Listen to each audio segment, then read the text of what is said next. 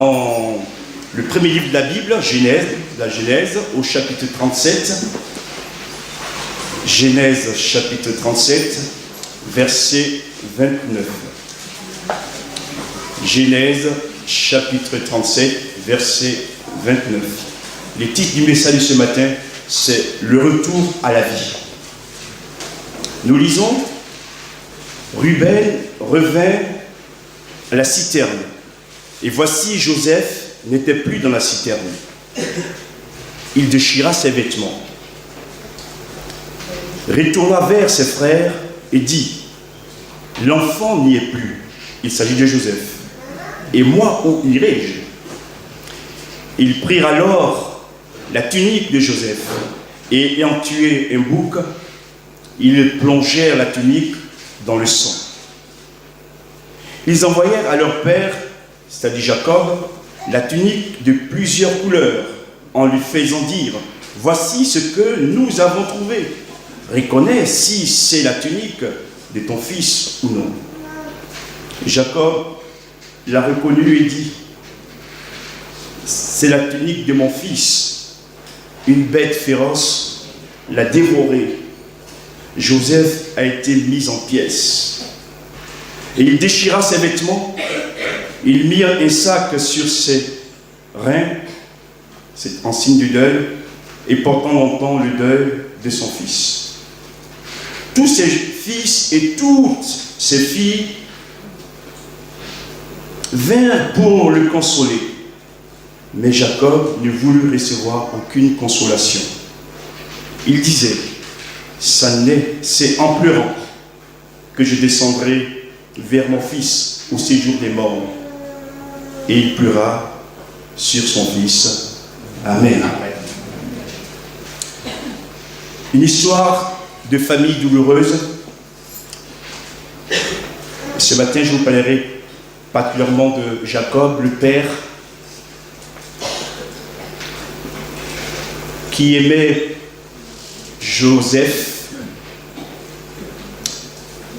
d'un amour profond. Les autres frères vont en être jaloux et vont le vendre à des étrangers. Et il fallait qu'il annonce la nouvelle à leur père. Mais ils vont user des stratèges. Ils vont tuer un animal ici. C'est mentionné le bouc. Dans l'autre version, c'est un chevreau. Et mélanger dans le sang la belle tunique de Joseph. La tunique que son père lui a donnée. Et ils viennent vers leur père en inventant une scène cousue de mensonges, en disant que Joseph a été dévoré par un animal.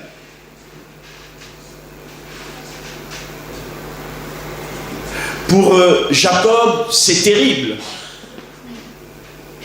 Ses fils qu'il aime tant n'est plus, a disparu. Et s'il croit à ce que disent ses fils, Joseph est mort d'une manière atroce, puisqu'il a été déchiré par un animal. Un animal. Mettez-vous à la place de Jacob.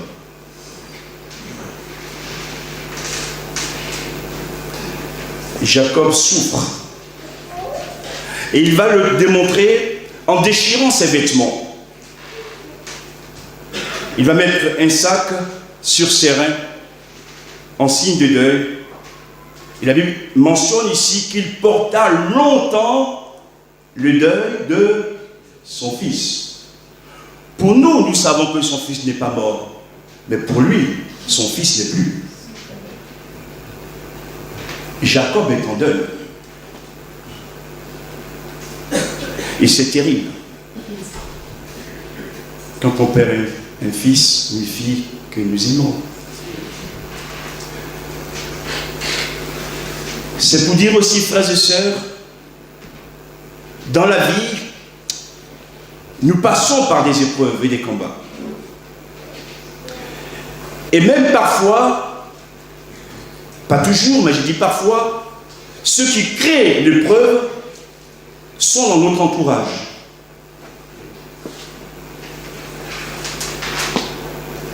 Ce sont les propres frères de Joseph.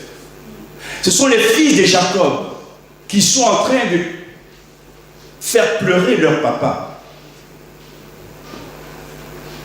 Jacob pleure son fils. Et quand ils viennent pour le consoler, il est dit que Jacob ne voulut pas recevoir leur consolation. Leur consolation. Parce qu'il est dans une grande souffrance. Pourtant, c'est un homme de Dieu. C'est celui qui va donner les 12 tribus d'Israël. Et il connaît lui aussi ces moments de peine, ces moments de tristesse. Et ce matin, j'aimerais aussi dire à quelques-uns qui sont dans la souffrance, dans l'épreuve, même si le chemin est étroit, même si vous ne l'avez pas voulu, ce qui est bon à savoir, c'est que dans toute cette histoire, quelqu'un est présent qu'on ne voit pas, c'est Dieu. Dieu est toujours présent. Dieu voit les pleurs de Jacob. Dieu voit quand on vend Joseph. Dieu voit le mensonge des fils de Jacob. Dieu est là. Dieu est là. On va faire une deuxième lecture dans Genèse chapitre 45, verset 26. Genèse chapitre 45.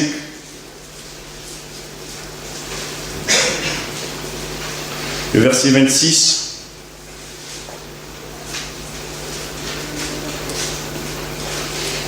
Les filles de Jacob dirent à leur père, Joseph vit encore.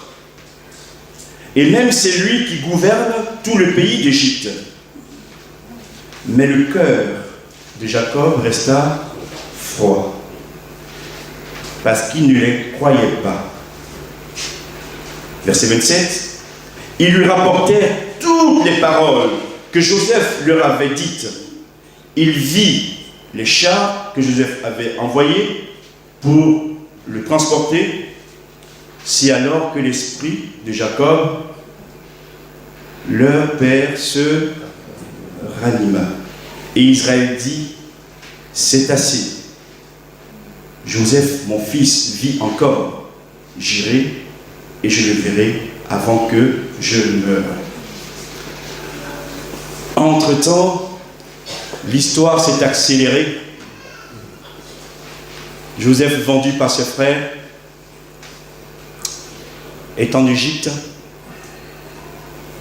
chez Potiphar, qu'il a acheté. Et là, la femme de Potiphar va l'accuser, il va être mis en prison. Joseph raconte des songes à des officiers de Pharaon. Il y a un qui est mis à mort, l'autre qui a été libéré, mais qui va l'oublier pendant 2 ans encore. Et pendant ce temps, il y a eu une grande famine en Canaan. Et Jacob va envoyer ses fils en Égypte pour chercher de quoi manger, parce qu'en Égypte, il y avait à manger. Ils vont rencontrer Joseph, j'ai fait court, qui va se dévoiler à eux. Ce que j'aimerais dire, frères et sœurs, c'est que au début, on voit le mensonge des frères. Joseph a été vendu en Égypte. Mais ce qui est beau, et ce que nous devons comprendre, c'est que depuis le temps de la vente, jusqu'en Égypte, Dieu était avec Joseph. Gloire à Dieu. Ne laissons jamais les premiers éléments de notre histoire ou des circonstances de notre vie nous accabler outre mesure. Ce n'est pas la fin, ce n'est qu'un commencement. Dieu est là pour continuer l'histoire avec nous. Dieu est là pour agir en notre faveur. Dieu est là pour changer le mal en bien. Dieu est là pour nous aider en disant que nous pouvons croire que même si nous avons pleuré, même si le mal nous a atteints, lui est capable de nous en guérir. Et Joseph devient, dans ce grand pays d'Égypte, le deuxième personnage, la deuxième personnalité. Joseph gouverne l'Égypte. Et les enfants vont donc dire cela à leur père. Et j'aimerais quand même vous faire remarquer ici l'attitude de Jacob. Quand ses fils lui disent « Joseph vit encore » et même c'est lui qui gouverne tout le pays d'Égypte, quelle fut la réaction de Jacob? La Bible dit que son cœur resta froid. Et on peut le comprendre. Parce qu'il connaît ses fils. Il connaît un peu ses fils. Ces mêmes personnes qui veulent le consoler, ces mêmes personnes qui maintenant viennent lui donner la bonne nouvelle, Jacob n'y croit plus. Pourquoi? Parce que depuis le deuil, ou plutôt la disparition de Joseph, jusqu'au jour où il lui annonce la bonne nouvelle, Jacob est toujours dans la tristesse. Jacob souffre. Et des fois, frères et sœurs, la souffrance fait que lorsqu'on nous annonce des nouvelles ou de bonnes nouvelles, nous restons froids. Et ce que j'aimerais dire à quelqu'un, comme si je disais aussi à Jacob, même si tu as souffert, même si tu souffres, Dieu peut se servir des personnes peu recommandables pour venir à nouveau t'annoncer la bonne nouvelle. Que ton cœur ne reste pas froid, mais que ton cœur s'ouvre. Et comment faire pour pouvoir s'ouvrir alors à la bonne nouvelle? C'est que notre communion ne dépend pas des autres, notre communion dépend du Seigneur. Notre relation doit être entretenue de telle manière que ce n'est pas les autres qui doivent nous influencer, malgré les coups, les épreuves, voire même le deuil, que nous continuons à faire confiance au Seigneur. Gloire à Dieu. Eh oui, Joseph n'est pas mort. Joseph est vivant. Dieu s'en est occupé. Et à la fin du verset à la fin de ce verset qu'on a lu, quand il a vu les chars de Joseph, c'est alors que l'esprit de Jacob, leur père, se ranima. Ce matin, je voudrais dire qu'au milieu de nous, beaucoup de cœurs sont sans vie à cause des épreuves, des combats et des luttes de la vie que nous subissons. Mais ma prière, que le Seigneur, qui a ranimé l'esprit de Jacob, le cœur de Jacob, ranime nos cœurs humains. Jacob revient à la vie. Mon frère, il faut que tu vives devant Dieu. Ma soeur, il faut que tu vives devant Dieu. Ce n'est pas la mort qui doit nous diriger, c'est la vie. Et quels que soient les combats, les luttes, les attaques de l'adversaire, notre Dieu est un Dieu vivant qui communique la vie. Et cette vie, elle est éternelle.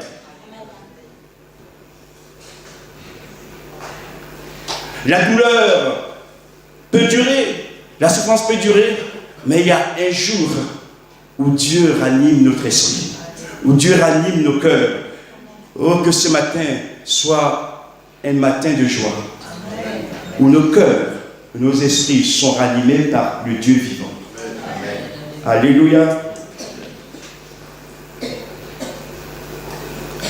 Verset 28.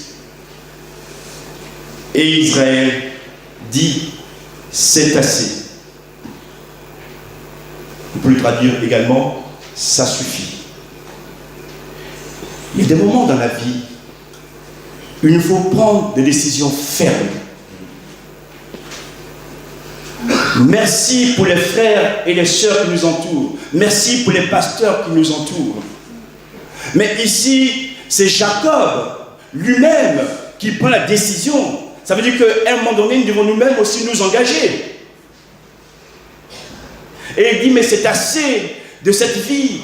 J'en ai assez, ça suffit, il faut que je passe à autre chose. Et ce matin, vous aussi dites à cette vie ancienne, c'est assez. C'est la rentrée scolaire, c'est aussi la rentrée des églises.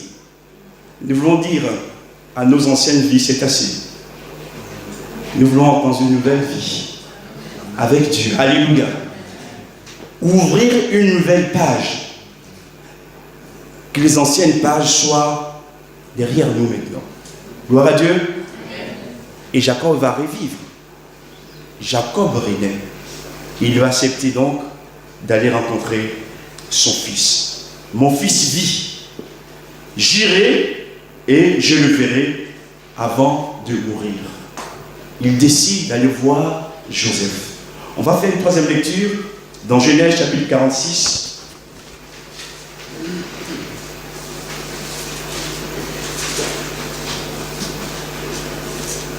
Verset 28.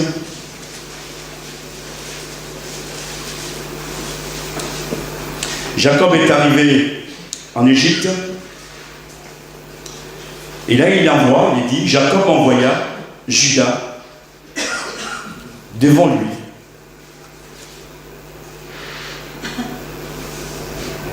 Vers Joseph, pour l'informer qu'il s'y rendait à Goshen, ou Goshen en hébreu. Il va dans le nord d'Égypte. Joseph attela son char et y monta pour aller à Goshen, à la rencontre d'Israël, son père. Dès qu'il le vit, nous dit la Bible, il se jeta à son cou et pleura longtemps dans ses bras. Israël dit à Joseph, je peux mourir maintenant, puisque j'ai vu ton visage et tu vis encore. Alléluia. C'est beau, hein? La fin de cette histoire, où cet homme, croyant que son fils a été mis à mort, va le retrouver. Et il va dire, maintenant que j'ai vu ton visage, je peux m'en aller. Mais remarquez l'attitude de Joseph. Quand il voit son père, il a dit qu'il se jeta à son cou. Et il va pleurer longtemps dans ses bras. Les pleurs ici peuvent être des pleurs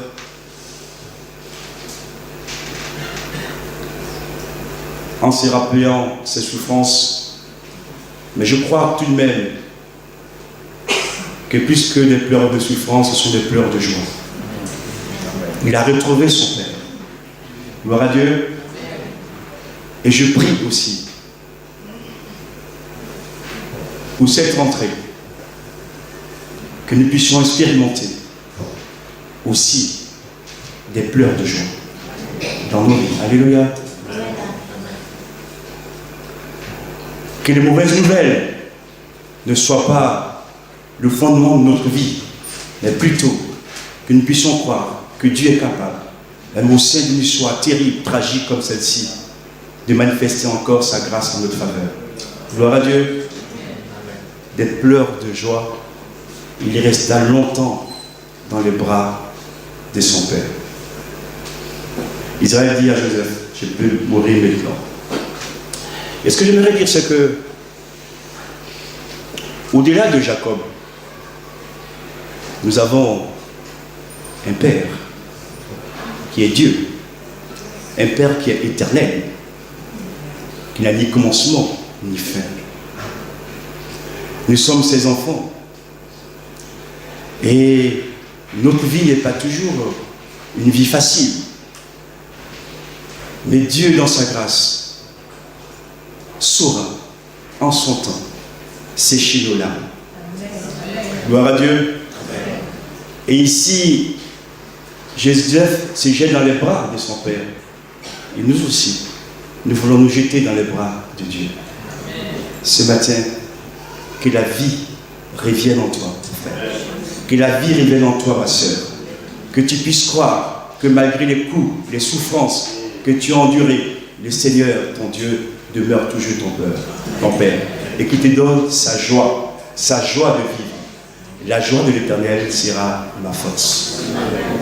Conclusion, Romains chapitre 8, verset 28.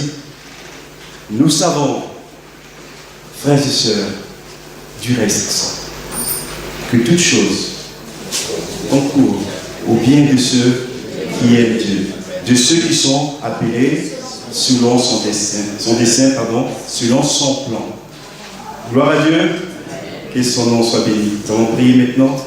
Alléluia. Merci pour ta parole. Merci encore ce matin de nous encourager, car nous en avons besoin. Et c'est vrai que notre vie est jonchée de luttes, de combats, d'épreuves. Mais dans ta grâce, tu nous montres que tu es avec nous pour nous aider à avancer, afin que nous ne sombrions pas dans le mal. Et ce matin, je te prie, Seigneur, de bénir mes frères, mes sœurs, qui vivent ces expériences difficiles, afin qu'elles voient ta gloire. Manifeste-toi dans leur cœur et ranime leur cœur, ranime leur esprit. Alléluia. Que la vie d'en haut maintenant coule en nous. Au nom de Jésus. Amen.